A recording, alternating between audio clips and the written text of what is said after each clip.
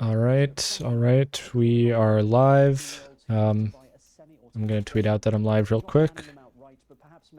We're going to watch Hassan do a BBC thing, and then I'm going to do a short stream. I just wanted to go live pretty much right at 7.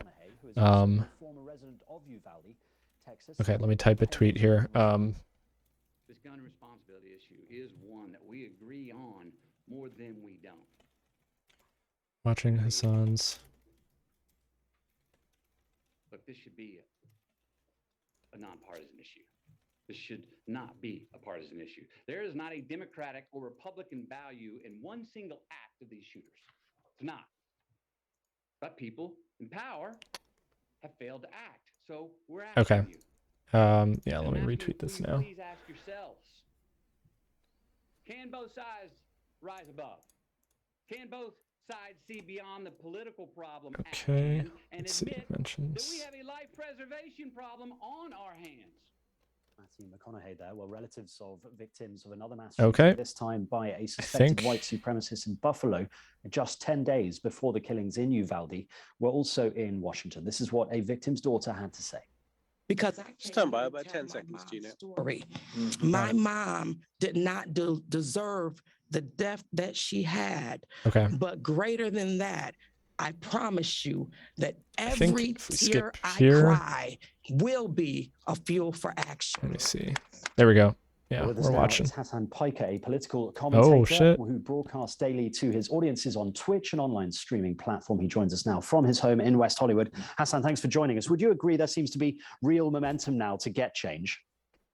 There's always been real momentum to try to enact some kind of change with regards to gun violence in this country, but unfortunately, I'm a little bit more pessimistic than you guys over there, considering that the gun manufacturers are unfortunately too powerful of an industry, and the gun lobby is incredibly powerful with their lobbying efforts.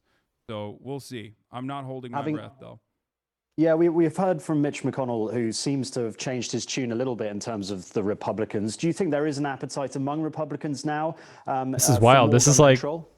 I wouldn't say more gun control, or at least adequate common sense gun safety. This is wild. This is like he's like an actual political person now. This is weird. I don't know. Maybe offering minor concessions for things that many other comparable OECD nations have been taking for granted, like mental evaluations and you know, character. Any kind of control that allows you to basically speak for your character and allows you to demonstrate competence with a weapon is impossible to push for here in this country. And Hassan, you broadcast to hundreds of thousands of people every day. You interact with your fans and your audience. What have they been saying on this issue? I mean, a lot of people on the ground, like real people, are, of course, traumatized by the senseless violence that they see almost on a daily basis here. But what the people want in America and what the politicians are going to end up doing are two very different things. For the past, I would say, decade, if not longer, there has been almost a complete consensus on expanding background checks in this country to universal background checks and closing up certain loopholes like the gun show loophole or private sales. That polls around 90%. I think by latest measures is around like 85%, if I'm not mistaken. And yet this is not even this is a non-starter by the Republican Party. They don't even consider it to be a conversation. 75% of the NRA members actually want this kind of adequate legislation, and yet it's not something that the Republican Party is interested in pushing for. And I believe that is a obviously multifaceted problem. Part of it is because of our gun culture, and part of it is because the gun lobby uses... Dude, Megaphonics literally just like hitting the levels of parasocial that previously people had never heard of before. Thank you, Jason, for the absolutely dripping. Yeah, there we go. Thank you for the sub. Appreciate it. You mentioned the NRA a few times. What kind of role do his shirt is wild. Their influence as powerful as it has been over the past few decades? Well, I thought that they were supposed to go bankrupt because they tried to get into the media business, which is treacherous. But it does seem to be. This is really interesting. Like, obviously, if you watch Hasan, you know that he's just like totally off the wall, says crazy things. But also very powerful because It's just weird because like I still hear that in what he's talking about, but I guess to someone who's never heard him before, like it's maybe kind of their commodity consumption just normal with political their commentary. I don't know. I literally don't know how to view him in any other lens. Megaphonics literally just like hitting the levels of parasocial that Damn. previously people had never heard of before. Another resub, Who was thank that you. grouchy man in a sexy shirt on stream? Was a campaign slogan that Yeah. only recently was. Dude, he earlier when he was doing the like Marxism theory stream. So this is very Fucking much love like that a shit. fundamental American So good. value, and the right wing and also the gun manufacturers have been able to effectively weaponize this identity as a political identity and can organize around it. So I don't know. a It's little bit kind of more complicated than just. I'm so simply used to saying him just like NRA talking is about politics individually stuff. It's powerful. I not think that NRA interesting drives its power from personally, being able to but effectively weaponize that base. like of, I've heard him say all this stuff pre-existing before, you know. This is like for the BBC. Anyways, partisan issue. I'm gonna. Yeah, it's obviously a very complicated issue too. Hasan Piker, that's all we've got time for. Thank you very much indeed for joining us on the program. Let's round up some. Hasan, thank you so much for that. That's a clear from World. Thank you. Has slashed its All right, annual thank you. forecast for global economic growth, warning that. Was that All right. it? I fucking flubbed it on the beginning. God damn it. Yeah. But hey, listen, strong finish. Strong finish. Flubbed it in the beginning, but strong finish. That's crazy. I hated Too much it. heat to push it out. No, I have it's not supposed watched to be all like a day. small beat, like a very quick beat. I thought that like when he went into the TikTok stuff, I wasn't that interested, but the Marxism stuff I love. I'm too invested in the Haas Squared Streams universe, I fear. I mean, it doesn't Oh, matter. man. Okay. Anyways, Bro, we're on live fucking TV. Holy shit. was he on TV? Was he like on Here's what it BBC? looked like. Holy shit! Wait, what? Oh, you have it actually? Wait. What Wait, the hell? Is this for real? This is what it looked like? Okay, I don't know about that. No way. That looks photoshopped. So I did show the queen? No fucking way, dude. Let's go. Wait, oh, The queen was my in the God. frame the entire time. That's Let's hilarious. go. That is hilarious. It just stresses I'm me out when he posting gets that. mad. Yeah, I mean, Shit. I think, I don't know. I think like he, I kind of like that when he just like gets really like animated about it. Like I kind of find, Oh no. oh my God. They saw me on the fucking Holy shit. Telegraph. On a fucking Tuesday. fucking Tuesday. It makes it so much funnier that it's like it makes it so much funnier that it's literally on. That's crazy. I'm not holding my breath though. Yeah, we've heard from Mitch McConnell, who seems to have changed his tune. That's wild. What the hell? That's Fuck actually yeah, insane. Let's go, boys. We made Okay. it onto the BBC Radio 1. Radio 1.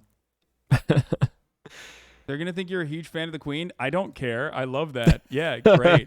If they only knew the horrible things I say. Yeah, oh god. Anyways, I like his theory streams. I just like when he gets Dude, I animated should do because it's this like more often. it's because better than just I like literally theory, you know what I fucking- mean? I get asked to do stuff like this all the time, and I never do it. BBC Control Room? Hell yeah, dude. Did someone make a meme? Thank you for the opportunity. That was great. Wait, what? Oh. Anyways, okay. I think we can move on from this. So, little update about my situation. So I'm doing a short stream today. Just stream. What did you do? United Kingdom deserved the troubles. Okay, I'm doing a short stream today because I'm going to a thing tonight for the primary election results. They're coming in, and I'm going to a little celebration for that. Speaking of that, so I got some weird DMs. I'm not gonna show the DMs, but I'm gonna pull them up and just read them because I got some really weird stuff that made me pretty uncomfortable. It was, where are the DMs? Okay, so someone out of nowhere messaged me saying, I I got the picture and I was just like, what? And they said, the pic you sent me, smiley face. And this was on Twitch DMs.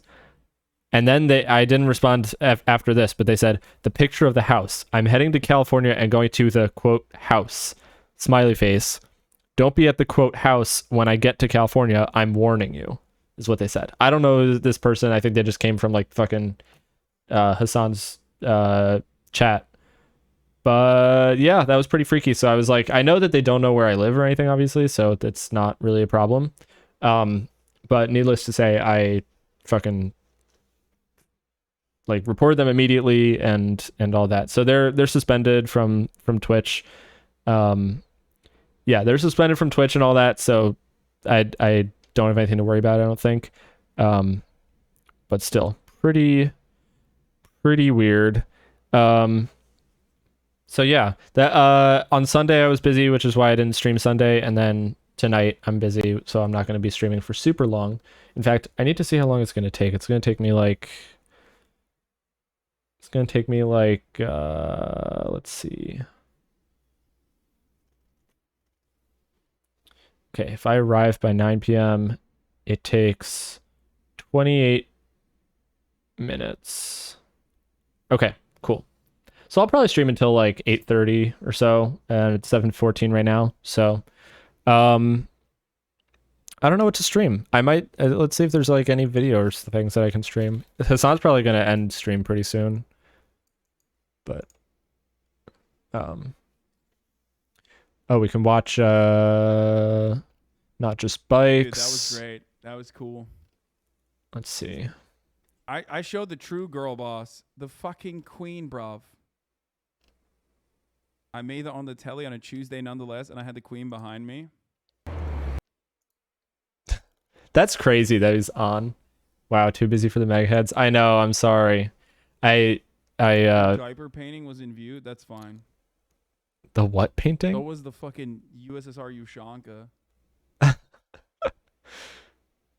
Yeah, his setup British is still crazy. oppressing my people All of that like weird like Nero memorabilia he Sly. has behind him. Oh, Sorry. here. I'll show it here. Sorry, but I have to ask, did America deserve it?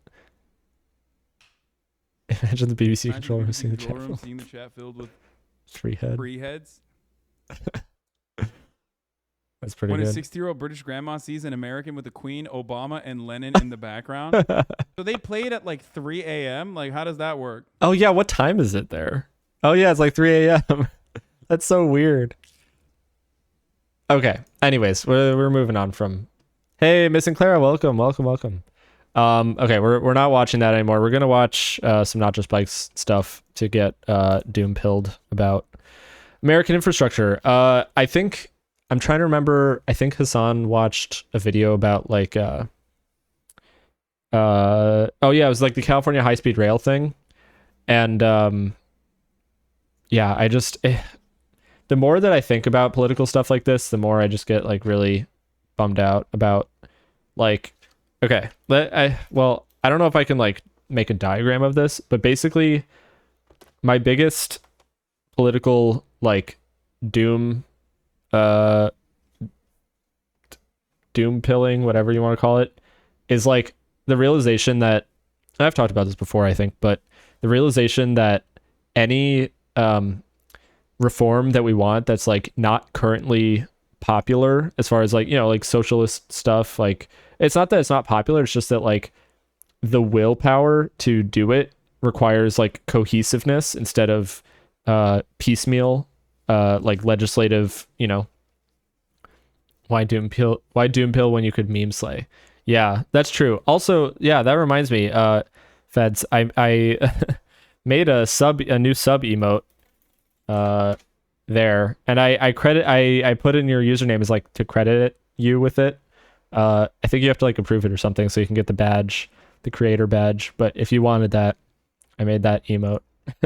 I just like cropped it out of that thing that you made a few months ago. There's that. There's badge is separate. Oh, okay. How do I give the badge? Oh, I know how to wait. I'm gonna do it off stream. I think I know how. Do I go to users in chat? Wait, how do I can't remember how to do that. Okay, well, anyways, I'll figure it out another time. But those are 2 new emotes. I think I have another one. Oh yeah, that's just a sub emote now. Animated sub emote. Anyways, so what were we just talking about? Meme Slay, Doompill. I love the new ones. I've been using that. Oh, really? Wait, where? I did not know. Anyways, yeah. Infrastructure. Yes. So when I think about infrastructure politically, I think about it in terms of like, obviously you have NIMBYs and stuff like that, but you also just have like straight up like people have to want things, right? So people have to want healthcare, people have to want infrastructure, people have to want this and that. And Heyman, Hassan, and just yeah. Her stream. Do you like check out that old Mega? Is so funny. I know it's so weird. It looks so real. I hate it. Like I love it, but I also hate it. Why does it look so real? It's really creepy. Anyways, with infrastructure, so people have to want it, and people have to then obviously government is always going to have like bureaucracy and stuff like that. But the first thing that you have to think about is like on the federal level, right? So if we want like high-speed rail federally, first of all that shit gets left up to the states mostly. So like good luck with that. It's like a weird relationship that we have with like federalism and all that. But then also for things that are currently like on the docket, like abortion rights, gun rights, things like that, or gun control, things like that, in order to basically get anything done, you have to obviously you have to legislate, but like you have to elect, like there's like so many levels that steps that you have to be thinking ahead on. And like the Republicans have been thinking about like judges and the courts and all that stuff long before like most of this stuff. Like I think Democrats are only now realizing like, oh shit, like they kind of fucked up the courts. Like we kind of dropped the ball on that, which obviously sucks. But sorry, I said she because you mentioned Heyman and I was just thinking about Heyman. Yes, I love Heyman. I got a gifty and she was always so warm and her music is so soothing before bed. Yeah, it is really nice. I'm not really big on like ambient stuff. I probably should do more ambient stuff because that would be really nice. But yeah, she's great.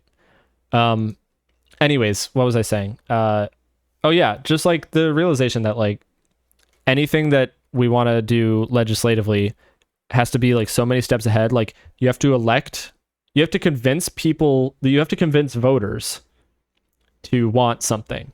And then you have to convince them to vote for and find like and elect a person who will do that. And then that you have to repeat that like all across the country, everywhere, right? And even in like red areas. Otherwise, we're not going to have a majority. And then not only that, but on top of all this stuff that we want to do, we know the Republican Party is like really fucking annoying. So you have to only elect people that want to abolish the filibuster. So you have to have a majority of people, of Democrats or whatever,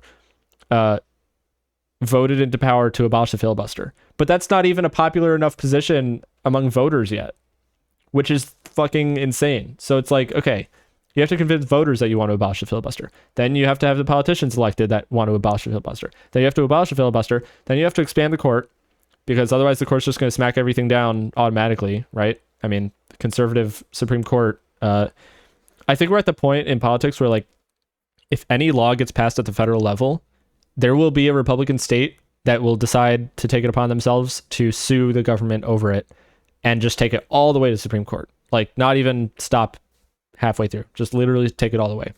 So, yeah, that's like something that I just get really doom-pilled over, because I'm just like, to untangle all of that is just like insane and like beyond any one person's power. Like, I don't even know what the best way for me to contribute to that cause is, aside from just like wanting it. Like, I just want that to happen. but I can't do anything about it myself aside from just wanting it. And then also local politics are important, obviously, too. But yeah, it's wild. Anyways, let's watch Not Just Bikes infrastructure video thing. You need to want it more. What emote's that? Oh shit, Maya's space. That's a nice little emote. I need more like. I need like a Megaphonics L emote, like the love heart emote, and I need like a wiggle emote or something. I need like more emotes, but I don't know what based on my face, I don't know how that would work. I would need to like pay someone to draw them. Anyways, okay, here we go. I grew up in a car-infested city called London, Ontario, Canada. But we don't want to raise our kids in an environment like this, and we moved to Amsterdam instead. So why is that?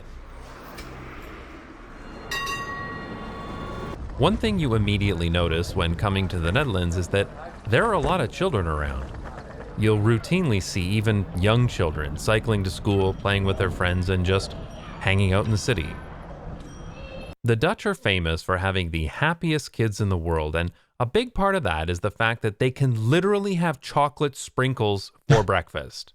But the other big factor is the level of independence that children have here. EU nutrition. I got used to seeing children everywhere, so it was amazing to see the difference the first time I returned to my hometown in Canada. I drove around several residential neighborhoods, and while I occasionally saw some kids in the park with their parents, I never saw any children out on their own, and that's really sad. I've talked to some parents from suburban Canada about why they don't let their children out on their own, and they usually say it's because it's too dangerous. One person even said somebody could come along with a white van, scoop them up, and nobody would even notice. Now, that's insane because Canada is one of the safest countries in the world, and abductions by strangers are exceedingly unlikely. So why do people think this? Well, there are various reasons for this cultural change, including an increase in fear-mongering media, but this is an urban planning channel, so we're going to talk about the reasons linked to city design, because I was going to say, that sounds like there are a lot of them. Sounds like a fear-mongering thing. Okay, little tangent. I'm going to try not to pause too much. Little tangent is that fear-mongering and media and stuff like that is like insanely powerful. I mean, obviously this goes without saying, but basically my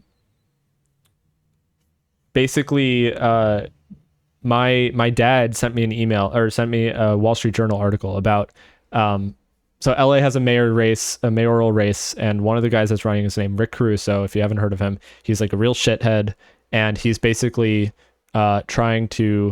he's running on like being like a moderate liberal, like a common sense liberal with like common sense reforms for like the police and like the homelessness and all that stuff. His homeless plan is basically just like get the homeless people off the streets. Like it's not a plan to do anything with them. It's just like, we don't want to see them. It's like voters want something done about homelessness, but like the Beverly Hills type people just want the thing that's done to just be like, get them out of my face. Whereas like, obvious, like leftists want like actual long-term solutions to reduce homelessness, like end homelessness. So there's a difference there, but basically my dad sends me this Wall Street Journal article, and it's like, oh, common sense liberal, why Los Angeles should vote for Rick Caruso. And I'm like, this is drivel, this is nothing, this is like this moderate bullshit, this is stupid. And my dad says like, well, progressivism hasn't worked in LA. Like LA is a dumpster fire or whatever. And I'm like, you've never been to LA. Like you've never he's like lecturing me about how crazy LA is and how rampant and lawless and violent and it's a shithole and all this stuff. I'm like, I've been living here for 3 fucking years. Okay. If it was a shithole, I would know. And I'm not denying that there are problems. But there's 2 avenues basically that you can take when there are problems with where you live, right? One is like, oh, people suck, and like it's the homeless people, it's the crime, all of this shit. It's like very like hateful and spiteful towards people. And the other one is like constructive. It's like, I want to help Like, I want to reduce crime by like fixing material conditions, helping people, housing people, all of this stuff, like getting people resources they need, investing in communities, like all of this stuff that like is actually how you fix the problems. Obviously, from like a leftist perspective, that's like obviously the case. But it's just fucking wild to me how the media has brainwashed my dad with a son who lives in Los Angeles for 3 years, brainwashed him into thinking that LA is a shithole and it's because of, liberal and progressive policies. I'm not saying that Democrats and liberals and neoliberals are not problematic, because, they are, and it's because of their fecklessness and their mediocre politics. But like, yeah, it's just wild. It's really insane. It's like, how can you even say that? Like, I live here. There was a shooting. There was a drive-by shooting of a high school student, and I think they're in the hospital and like they're fine. They didn't die or anything. I think it was just they got shot in the leg or something. It was like near me. Okay, I'm not gonna say exactly where, obviously, but like I don't understand the fear mongering that goes beyond like lived experience, right? Like, I don't watch mainstream media. I don't watch the news and like get fear monger. Like he was talking about, like kids being scooped up by vans. Like, the media fear mongers stuff about like that and convinces you like, oh, this is a scary thing that it like happens all the time. Like, yeah, if I watch the media, I would probably think that LA, there's like shootings and all this stuff all the time. But I don't watch the media, and I live here, and so I know that it's not really a problem. Anyways, moving on. That should just like really pisses me off. But, In her famous book, The Death and Life of Great American Cities, Jane Jacobs refers to an effect she calls eyes on the street. Essentially, it means that people feel safer to be in places with many other people, like here, in this suburb of Amsterdam. By comparison, North American-style car-dependent suburbia is desolate for people outside of a car. It's depressing to walk there, and I know, because I've done it a lot in the process of filming these videos. I'm almost always the only one out walking, and I definitely get the feeling that if something happened to me, hundreds of people would drive by without even noticing. So it shouldn't be too... It's not even like conducive to stopping. Like, I've been in a situation like this where like, not been in like seen something scary happen and then like just drive past, but like, yeah, like things that you just sort of like dismiss as like an aberration and you just kind of like keep driving. Like, that's how crazy this shit is. There's nowhere for if something were to happen on the side of this road, where would they stop? Where would you pull over to stop without like blocking traffic, have people honking at you, like making the situation so much more stressful? Like one time, well, I'm not going to launch into a story, but one time I saw a guy fall off his bike and like get a concussion or something, like right in front of me, pretty much at an intersection. And I immediately got out of my car, like everyone rushed to his assistance and all that. But like, if traffic was moving or something, then it would have been like a whole, people would be trying to like get around or whatever. It's just like very strange. Okay. Too surprising that some parents are uncomfortable having their children walk in an environment like this. Now, there's another safety reason that's a bit more rational.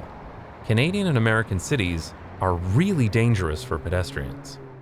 While overall traffic fatalities in developed nations have generally fallen steadily since the 1970s, in the US and Canada, a big part of this was achieved by putting almost everyone inside of a car.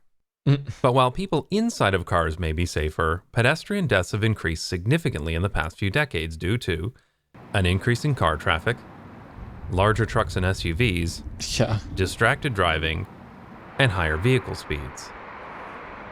Ultimately, these unsafe roads lead to a vicious circle. Parents are more likely to drive their children everywhere because it's not safe due to all the cars. But in doing so, they're adding one more car to the problem and making it even less safe. Yep. Speaking of like ridiculous height vehicles, I just want to show you guys a couple of things here. All right. Chevy Silverado EV. Look at how high this thing is, okay? Hummer EV. Look at how high this is. Wait, where's a good picture? Okay, look at this. Like, isn't that fucking insane? Here, I'm gonna open them in new tabs. These are new electric trucks that are coming out, by the way. The Hummer EV and then the Chevy Silverado EV. These are like, first of all, this one is 9,000 pounds and does 0 to 60 in 3 seconds.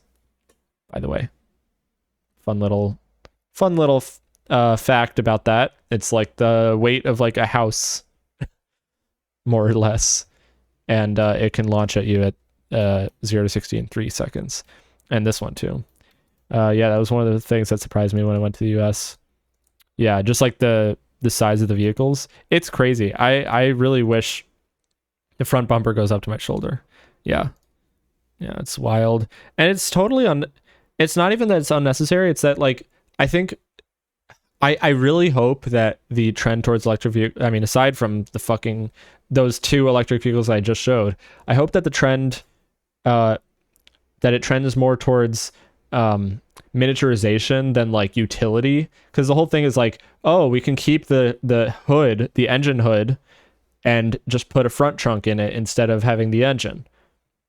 Like if you make it electric, you don't have an engine, so you don't need a big space, so you could just replace that space with like a front trunk. But the problem is that like that, first of all, makes it less aerodynamic, and second of all, like it's just not that useful. It's like for every amount of space a unit of space that you have as a trunk now, you have like additional weight and space and whatever. So I mean personally, I really like this was my first car that I got 5 years ago, 4 years ago. A Chevy Bolt.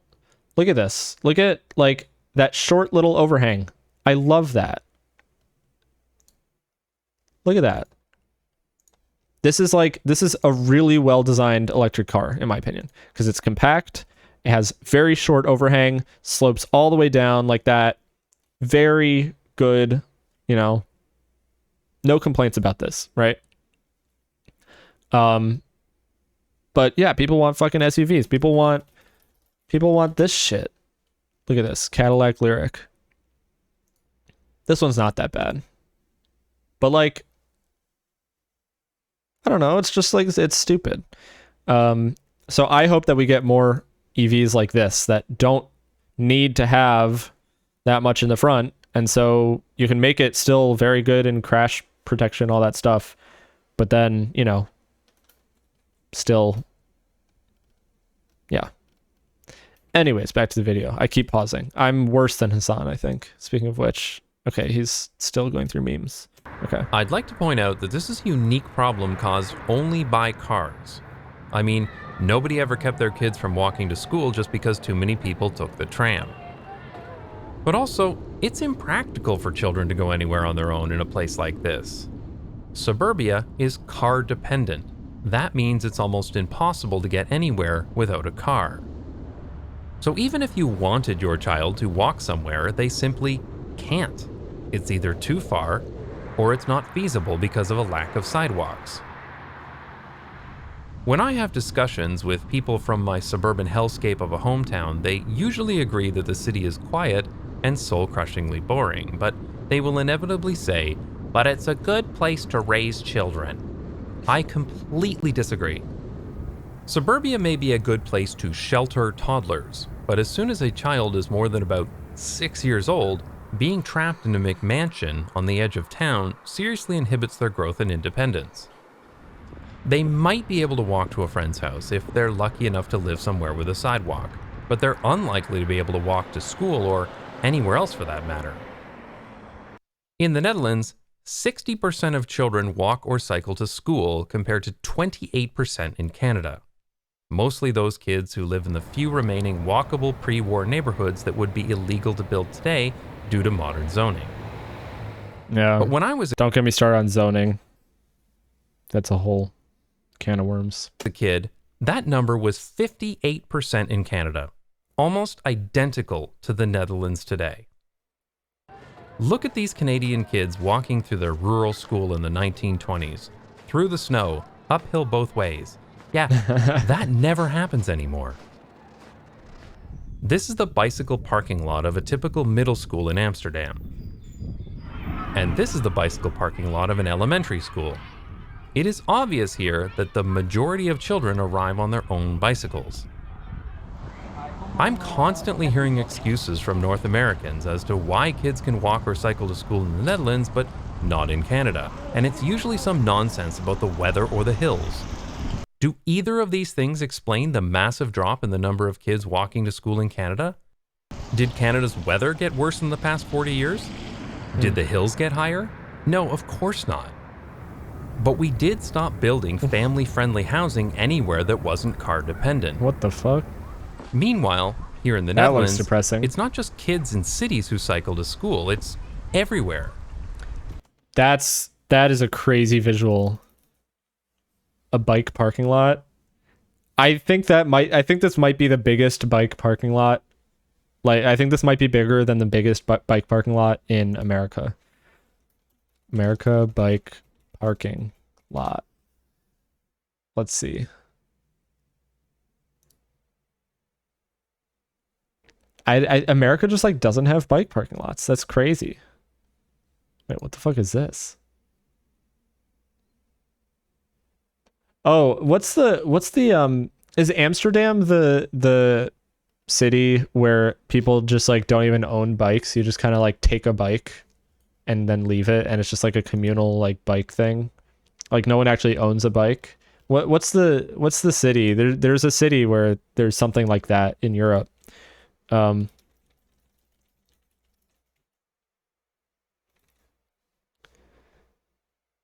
Is it Copenhagen? Wait.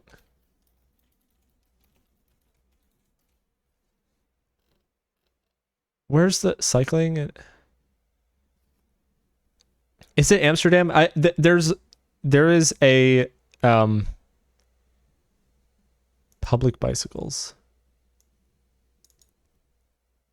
Okay, there's definitely a city where it's not even expected to like own a bike. You kind of just like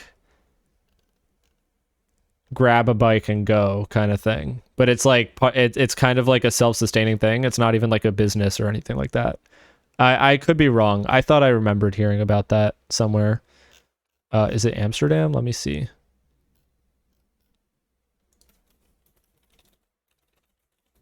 Is he gonna talk about it? Maybe he'll talk about.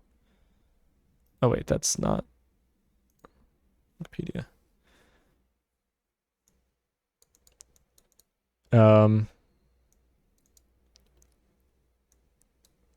Okay, or maybe it's just that it's like you don't spend money on like an expensive bike because you expect it to just get stolen. Maybe that's what it is. Okay, let's just keep watching. Bicycle Dutch has several videos showing dozens of children cycling long distances to school in suburbs, towns, and villages. And it's more than just school too. Kids have lots of sports and other activities, so in the Netherlands, it's very common to see children walking or cycling while dressed in football gear, not that kind of football, or hockey gear, not that kind of hockey, because they travel to all these activities by themselves. In the US and Canada, you have the stereotype of the suburban soccer mom, the mother who spends all of her time shuttling her kids around from school to activities to playdates and back. Because until a kid is about 16 years old and has their own driver's license, they need to be driven around everywhere by their parents, and this is considered normal. Is it any surprise that kids in the US and Canada don't get enough exercise? I can't blame them for wanting to stay inside playing video games all day when outside looks like this. These problems originate in car-dependent suburbs, but unfortunately, decades of suburbanization have changed the overall culture where now many Canadians don't believe it's safe for any children to be out on their own. So even if you could afford to live in one of the very few remaining walkable neighborhoods, you still can't give your children the independence they deserve. For example, here in Amsterdam, we started allowing our children to go to the park without us when they were 9 and 6 years old. This is totally normal and accepted in the Netherlands. If we let our children do this in Canada, we would literally have someone call the police, or worse. Now, you might think I'm exaggerating, but there are stories about this happening all over the US and Canada. Yeah. And the one that angered me the most was the story of Adrian Crook. Adrian is a father of 5 children and lives in downtown Vancouver, Canada. He has always been a vocal advocate of allowing kids to have their independence and has written about how walkable urban city design makes this easier and more practical. As part of this effort, Adrian and his kids would ride the bus to school every day. He did this with them for 2 years, but in 2017, he started letting them do it on their own. A short time later, he was anonymously reported to the Ministry of Children and Family Development. The whole story is available on his blog that I'll link to below, but in the end, the ministry decided that children under the age of 10 could not be unsupervised in or outside of the home for any amount of time. What? And if Adrian let any of his children out unsupervised again, even to go to the store across the street, his children would be taken away from him. Okay. Adrian literally had to spend 3 years of his life suing the Ministry of Children and Family Development just to allow his children to have some independence. Maggie, welcome. And if you think that's insane, Megstream. in Ontario, the province where I'm from, children legally cannot be on their own until they're 16 unless, quote, adequate supervision is provided. When I was a kid, adequate supervision was, say, having the phone number of a neighbor. But the problem is, what constitutes adequate supervision is becoming increasingly strict and arbitrarily applied. This article has examples from all over Canada, where child welfare investigations were started because, for example, a 9-year-old walked to school on her own, or because a mother allowed her children to play in the fenced backyard of their own house while she was watching them from inside. Wait, what? Now, you might say that these visits from police or social workers are just overreactions and it's better to be safe than sorry. But these social workers have the power to literally take your children away from you. You're crazy if you don't think this has a chilling effect that ultimately limits the independence of children in North America. Yeah, no, that's fun. Personally, I have absolutely no interest in finding out the hard way what the currently accepted definition of adequate supervision may be when it comes to keeping custody of my children. Unfortunately, the solutions to these problems are not easy because they involve changing not just cultural issues, but also just watching I know that there's like an agenda, and so it's like, to a certain extent, I understand that like Not Just Bikes videos are always going to make things look really like the most extreme of each case, where like Amsterdam looks incredible and Canada looks fucking awful and like America looks fucking awful. But like, I can't look at shit like this and like feel anything but just complete dismay. Like, because it's not just that it's like obviously this is a real place. It's not like he made this up. This is a real place that he shot footage of. And like, I've been to places like this. Like I know that this is basically what America is like. So it just fucking sucks to like see, like, I want to be like, oh, it's just cherry picked, but then I'm like, nah, it's not. it's really not. Yeah. Anyways. Also the fundamental design of North American cities and suburbs. Traditional mixed-use walkable neighborhoods have a multitude of benefits, but walkability is nearly impossible to retrofit oh my God. on top of car-dependent suburbia. Fuck. Why does this need to be this big? Why is it? Oh my God. Okay. Impossible to retrofit on top of car-dependent suburbia. Fucking insane. And the last few remaining walkable places in the US and Canada are in such high demand that they're completely unaffordable to most people. Of course, we're also not building any more walkable places like this in Canada because they're illegal to build due to zoning and car-centric regulations like minimum parking requirements. Yep. So what was built 100 years ago is it. We're not getting any more. And if you can't afford it, too bad. There's this insane myth in North America that when you have kids, you need a car and you need to live in suburbia, when the exact opposite is true. What children really need is fewer cars. Okay. Because what the fuck? Cars are dangerous, especially for children. Plus, I know it's stock footage, but Jesus. Kids can't drive. Oh. But they can walk or cycle, though. Why is there stock footage of that? It's safe. Here in the Netherlands, almost all new neighborhoods are walkable, and some of them are even car-free. That looks so nice. You see kids traveling on their own and playing together in the streets. And the So a few years ago, my wife and I had to make a decision. What kind of life did we want for us and, more importantly, for our children?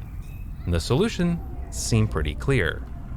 we moved to the country with the happiest kids in the world. Okay, dude, just I'd rub like it to take in. this off. Yeah, where he did a video on. Yeah, garbage day. Look at this. Look at this. Seriously, everybody has these, or trash pains me of the and both space. Wait, where's the? He Yeah, solves look at so this. many. Yeah. The trash things, just like literally. This is what you do with the trash. You don't put it into a dumpster. You don't have a big garbage truck come in. Like, I mean, you do have a garbage truck here, obviously, but like it's like street side. Like you don't have to like carry it anywhere. You just go outside your front door, boom, trash done. It's amazing. Hey Vorlo, welcome. We're just watching some public it's not even public transit. It's just like urban planning, urban design stuff. The video is okay. So Not Just Bikes is a YouTube channel where it basically just I mean so it's an American who I think lived in Canada, or it's either a Canadian who lived in America or an American who lived in Canada and then moved to Amsterdam in the Netherlands and has just been living there and pretty much exclusively shits on America and Canada and praises the Netherlands, and in all of the various ways of like urban planning, urban design, lifestyle, culture, stuff like that. Like that video we just watched was basically, you know, how urban design and urban planning and like cultural stuff affects like raising kids in the Netherlands versus in Canada. And anyway, so there was just a shot that looked really good at the end of that last video that made me really sad because I wanted to live there. Where is Netherlands. it? Yeah, look at this. Look at this. Like, imagine this being your home. It's like a perfect little like outdoor area, like shared communal space that you can have. You can park your bikes out there. You can have your own little thing going on. Okay. You have your little trash things here. Okay. Like, fuck, I want this. I want this so bad. My aunt and cousins live in Holland. Yeah, I feel like Europe, like American culture is just so bad. It has to have changed in like the 40s or 50s when the whole like in the 50s is when like the interstate system happened, or the interstate system started being built, and so that was all about like not redlining, but they just like went all out with like this car dependency shit, and like it was freedom, car freedom, whatever. You're going to the March for Our Lives thing. Yeah. I'm well, I don't know if maybe I shouldn't say, but yeah, for context, I explained this earlier, but I got some really weird DMs on Twitch that were like not specific threats, but like threats nonetheless that were like very fucking weird. And so I was like, yep, nope, fuck that. But they're banned now, so but yeah, I am going to the March for Our Lives thing on in LA on Saturday. I'm gonna see Hassan and like maybe try to say hi. I don't want to be weird about it. Oh, you'll be at the LA one? Nice. Yeah. I'm down to like just I don't know if people will like recognize me en masse or anything like that, but I will be there. Maybe I'll wear my Hassan shirt. I don't know. Point being, yeah, I'll be there, and I'm going to a DSA thing tonight as well, which is why I will have a short stream. But oh, you don't have Haas merch. All good. Yeah, that was Not Just Bikes is just like constantly, even when you're showcasing places that are dismal hellscapes, which is beautiful because it's always, yeah. Oh, by the way, let me pull this up over here, I think. Oh, wait. Oh, shoot. Okay. There have been like a ton of union elections happening and winning. like at Starbucks and all that. So I want to go over some of those because it's pretty crazy. Where's the Starbucks union tracker? Hold on.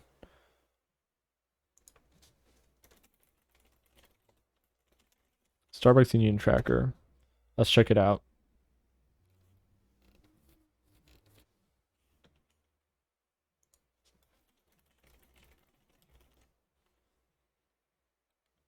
Oh, is it here?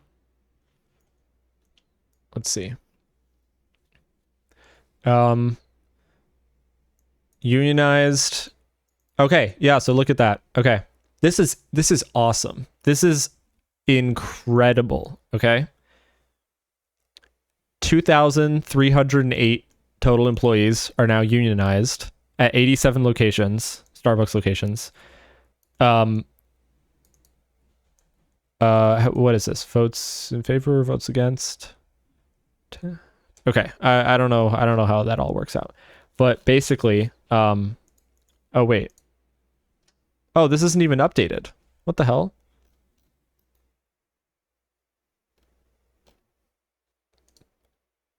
Where's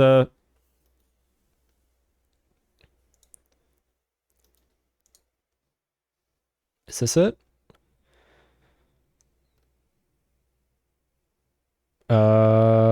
Status.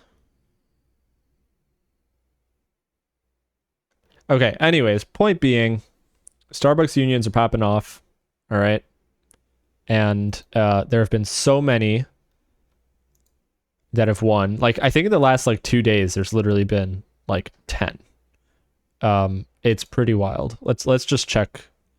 Let's check here. Yeah, look, 5 vote counts today. 5 union vote counts have Starbucks unions. Oh, 4, not 5. Okay, regardless. Incredible. Just amazing. 135. Oh my God, it's way larger. Went from 100 unionized stores on May 27th to 135 in only 7 days. Yeah, that's why I've been seeing so much. That is why I've been seeing so much of that, okay? 35 new union victories, Starbucks locations in 1 week. That is incredible. That is unbelievable. 12 union elections today in 8 cities. I love it. I love to see this shit. Hassan was talking about stuff like this earlier. Like, I think on the DSA call, he was talking about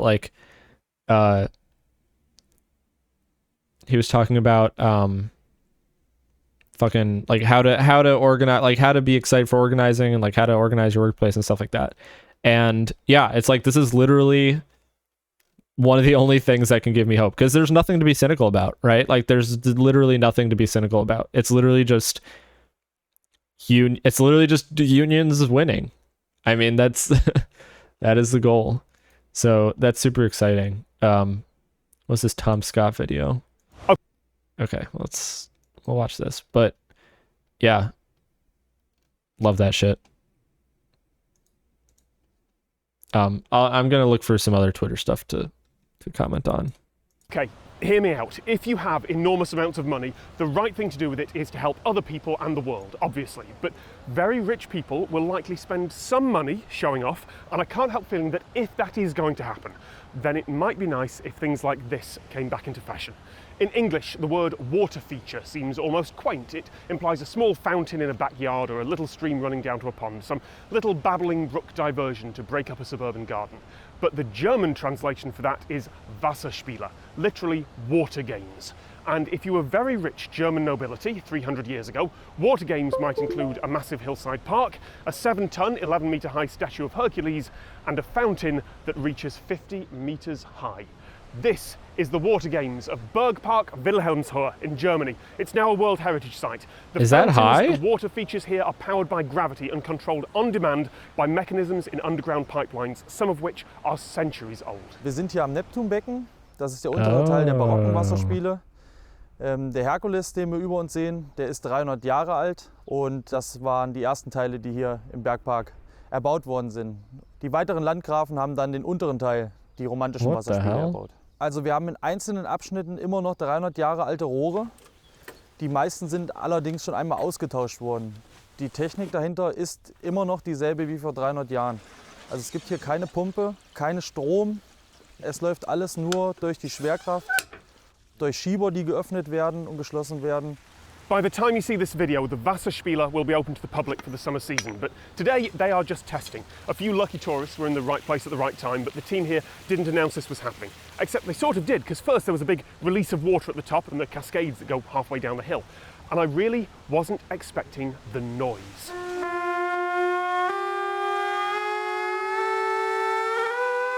What? The rushing water brings a lot of air with it, and that's forced through the trumpets that the herald statues hold. What the noise fuck? is immense. It's a siren that for 300 years has told anyone in the park that the water games are about to begin. Im Winter That's sind pretty die Becken alle cool. leer. Das ist einfach wegen dem Frost, damit nichts kaputt friert. Anfang April beginnen wir dann hier oben alles zu reinigen und dann die Becken wieder zu füllen. Und dann auch mit den ersten Tests, sodass wir zeitig vor dem 1. Mai wissen, dass auch alles funktioniert und alles läuft. The water goes through a series of stations, each a few minutes walk apart, and at each station the water is released manually at a certain time, one after the other. After the cascades there's the artificial waterfalls, and then the bridge, which leads to the colossal aqueduct, wind and spray all blowing around from the force of the water. And the crowds of people who will be coming to watch this summer will follow along, walking along the path, waiting for the water to be released and for each show to begin. Wow. So I assumed that this was basically one big river with some engineering in the way, but this was built in several parts by several different landowners, so of course it's more complicated than that. And it all ends here at the 50-meter fountain. Die Fontäne steigt nur durch natürlichen Druck auf.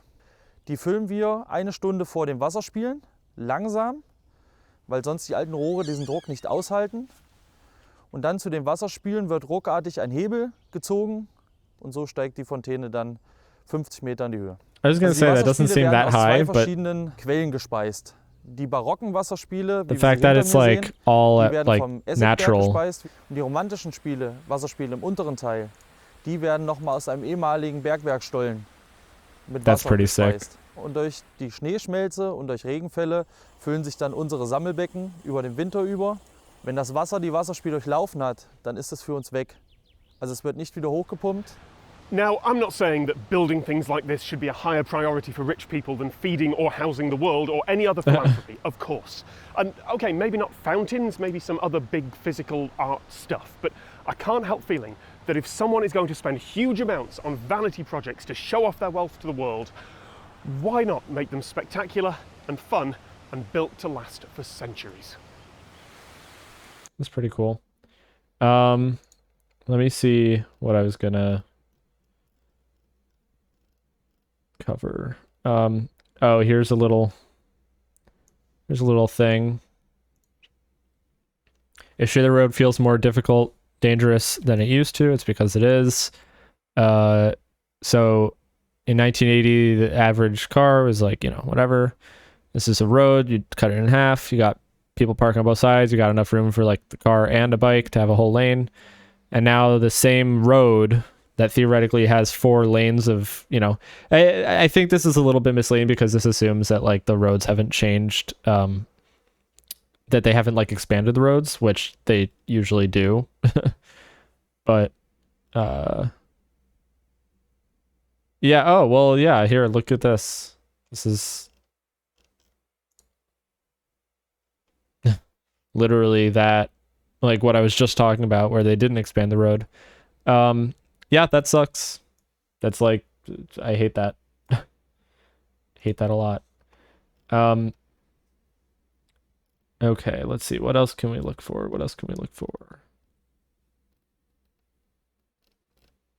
Just like looking for content. Oh, little thing. This song of mine came out 6 years ago today, which is really crazy. Let me just pull it up on my SoundCloud.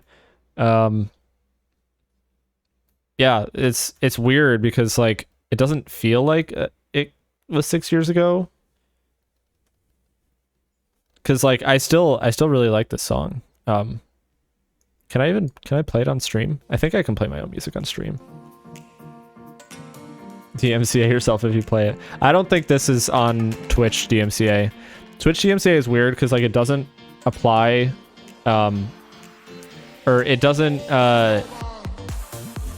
you won't get DMCA'd if it's music that's not in their system, and they don't have a very big system. Like, it's mostly like big labels and stuff. It's not like stuff like this. But yeah.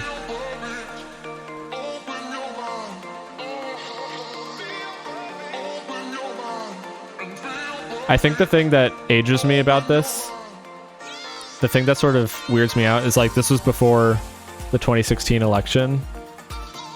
So like Obama was still president when I released this. You know what I mean? That's weird. That's weird to think about.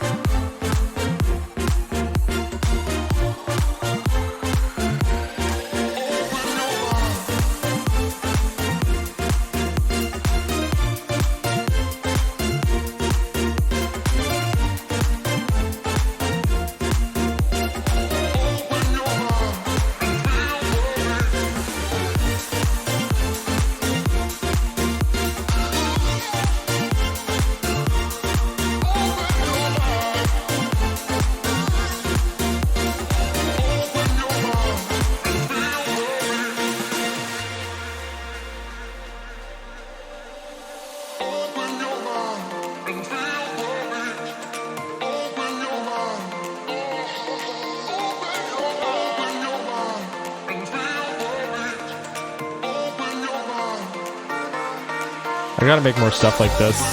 This is fun.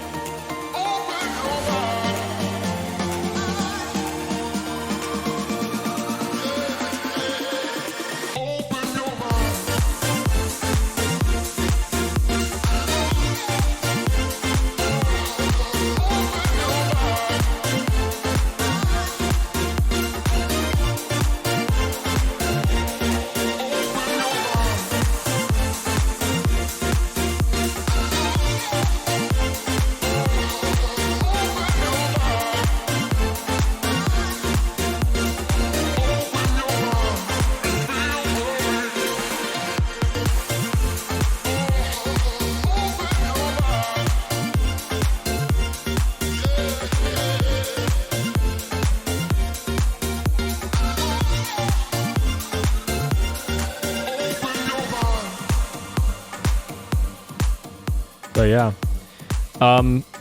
Okay, I'm probably gonna end the stream soon actually. Let's see, latest updates. Oh shit, I just realized that like technically the results are starting to come in. According to unofficial results, blah blah blah. Oh, what the hell? Oh, I forgot that SoundCloud just like autoplays stuff.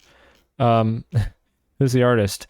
Yeah, I don't know, some random guy. Don't know his name. Anyways, I'm probably gonna Democratic candidate. Oh, Iowa Senate. Can this guy win? That doesn't seem like some. Senate Iowa Democrats competed for the chance to challenge who's seeking an 8th term. An 8th term? Yeah, okay, no shot. What the fuck? Like, there's no point.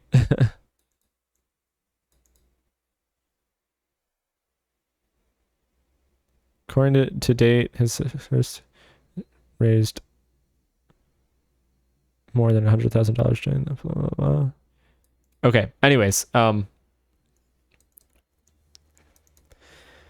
that's a stupid race, waste of time.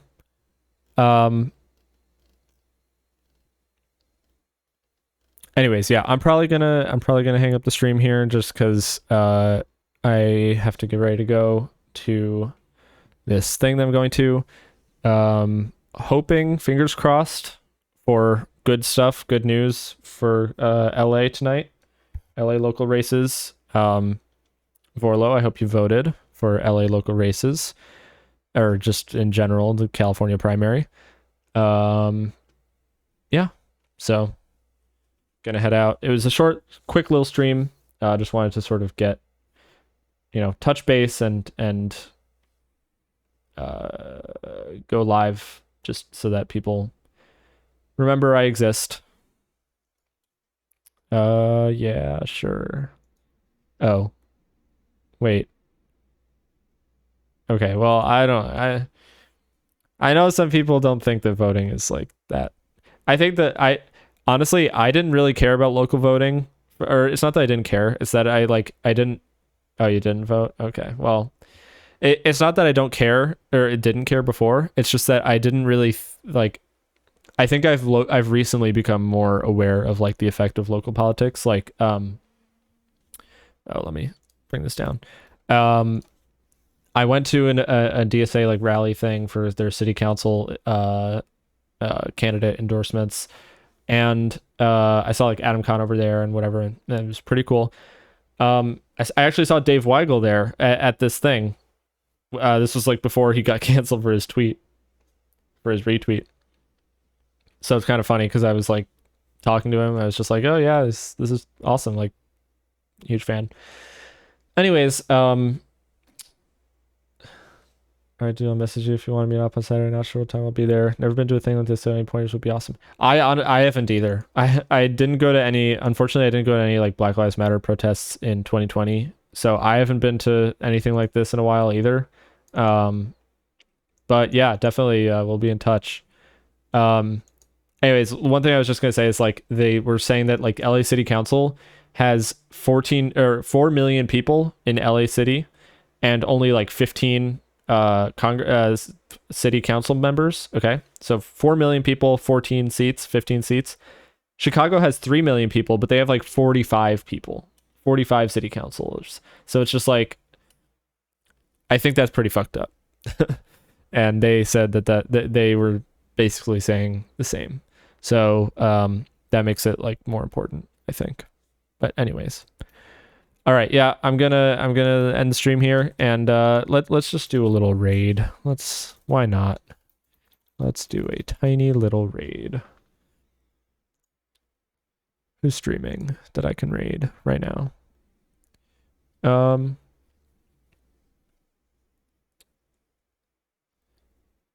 Let's see.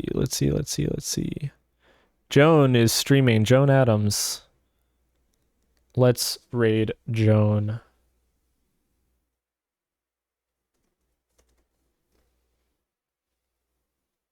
Let's do it. Oh my god. Also wearing Hassan merch. All right. Oh, sorry.